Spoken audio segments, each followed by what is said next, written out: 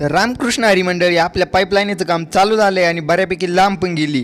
काकाश्रीवरती हात टांगून उभे राहिले आणि खाली पप्पा पाईपावर माती लुटू राहिले आणि मला वरून म्हणते कामाची क्वालिटी कशी चालू आहे कडक ना. म्हटलं हा कडक कडक, तुम्ही हात टांगून वरती उभं राहा म्हटलं. पप्पा बोलले सगळं जाऊन आपल्या मेन कार्यकर्त्याचा व्हिडिओ घे आणि मी असं म्हटलं काकांनी डायरेक्ट पाईप न्यायला सुरुवात केली म्हणजे विषयच केला त्यांनी आणि तिथून डायरेक्ट थेट भुईमुगाला पाणी भरायला सुटलो तळ्यावरून. आपली टेक्निक तर एकदा पाहून जाऊ पाणी कसं काढतो बा कडकमध्ये ना, म्हणजे नाही लाईटीची गरज नाही मोटरीची गरज, 2 मिनिटांमध्ये खाली वाकायचं आणि कडकमध्ये असं 2चं पाणी काढायचं. म्हणजे 2-4 पाईप लावता येतं पण एक पाईप आपल्याला पुरेसं आहे. काम थोडं किचकट आहे पण डोक्याला काही टेन्शन नाही, म्हणजे कधी लाईट येऊ नाही तर नाही येऊ आपलं पाणी ते एकदम कडकमध्ये भरून होते.